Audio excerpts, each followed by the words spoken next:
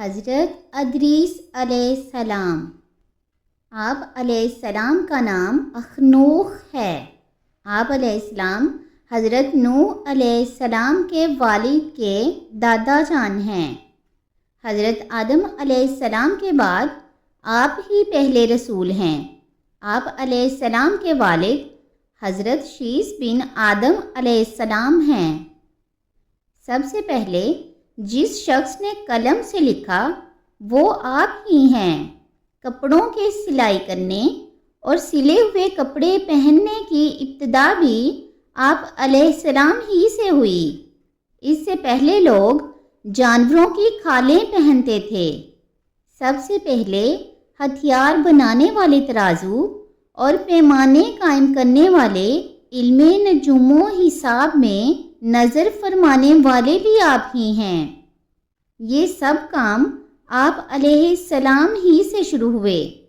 اللہ تبارک و تعالی نے آپ علیہ السلام پر 30 صحیفے نازل فرمائے اور آپ علیہ السلام اللہ تبارک و تعالی کی کتابوں کا بکثرت درس دیا کرتے تھے۔ اس لیے آپ علیہ السلام کا لقب ادریس ہو گیا، اور آپ علیہ السلام کا یہ لقب اس قدر مشہور ہو گیا کہ بہت سے لوگوں کو آپ علیہ السلام کا اصلی نام معلوم ہی نہیں۔ قرآن مجید میں آپ علیہ السلام کا نام ادریس ہی ذکر کیا گیا ہے۔ آپ علیہ السلام کو اللہ تبارک و تعالی نے آسمان پر اٹھا لیا ہے۔ بخاری اور مسلم شریف کی احادیث میں ہے کہ حضور نبی کریم علیہ السلام نے شب معراج حضرت ادریس علیہ السلام کو چوتھے آسمان پر دیکھا۔ حضرت کعب احبار وغیرہ سے مروی ہے، حضرت ادریس علیہ السلام نے ملک الموت سے فرمایا کہ میں موت کا مزہ چکھنا چاہتا ہوں کہ کیسا ہوتا ہے، تم میری روح قبض کر کے دکھاؤ۔ ملک الموت نے اس حکم کی تعمیل کی اور روح قبض کر کے اسی وقت آپ کی طرف لوٹا دی، اور آپ علیہ السلام زندہ ہو گئے۔ پھر آپ علیہ السلام نے فرمایا کہ اب مجھے جہنم دکھاؤ تاکہ خوف الہی زیادہ ہو، چنانچہ یہ بھی کیا گیا۔ جہنم کو دیکھ کر آپ علیہ السلام نے داروغہ جہنم سے فرمایا کہ دروازہ کھولو، میں اس دروازے سے گزرنا چاہتا ہوں۔ چنانچہ ایسا ہی کیا گیا اور آپ علیہ السلام اس پر سے گزرے۔ پھر آپ علیہ السلام نے ملک الموت سے فرمایا کہ مجھے جنت دکھاؤ۔ وہ آپ علیہ السلام کو جنت میں لے گئے۔ آپ علیہ السلام دروازوں کو کھلوا کر جنت میں داخل ہوئے۔ تھوڑی دیر انتظار کے بعد ملک الموت نے کہا کہ اب آپ اپنے مقام پر تشریف لے چلیے۔ تو آپ علیہ السلام نے فرمایا کہ اب میں یہاں سے کہیں نہیں جاؤں گا۔ اللہ تبارک و تعالی نے فرمایا ہے کہ کلو نفس ذائقۃ الموت، تو موت کا مزہ میں چکھ ہی چکا ہوں۔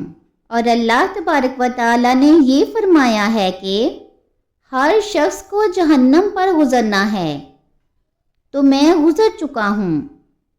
اب میں جنت میں پہنچ گیا، اور جنت میں پہنچنے والوں کے لیے اللہ تبارک و تعالی نے یہ فرمایا ہے وَمَا هُم مِنْهَا بِمُخْرَجِينَ، کہ جنت میں داخل ہونے والے جنت سے نکالے نہیں جائیں گے۔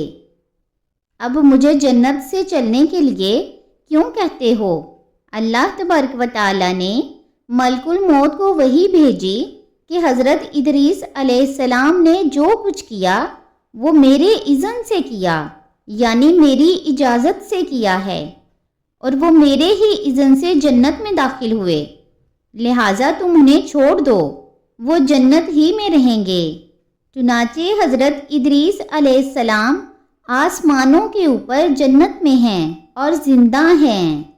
حضرت ادریس علیہ السلام کے آسمانوں پر اٹھائے جانے اور ان کو ملنے والی نعمتوں کا مختصر اور اجمالی تذکرہ قرآن مجید کی سورہ مریم میں ہے۔ ترجمہ اور کتاب میں حضرت ادریس علیہ السلام کو یاد کرو، بے شک وہ صدیق تھے جو غیب کی خبریں دیتے تھے، اور ہم نے انہیں بلند مقام یعنی آسمان پر اٹھا لیا۔ یہ وہ ہیں جن پر اللہ نے انعام فرمایا ہے، اولاد آدم کے نبیوں میں سے۔ سورہ مریم رکوع نمبر 4۔ درس ہدایت۔ حضرت ادریس علیہ السلام کے واقعہ سے یہ ہدایت کا سبق ملتا ہے کہ اللہ تعالیٰ کا رسولوں اور نبیوں پر کتنا بڑا فضل و کرم اور انعام و اکرام ہے۔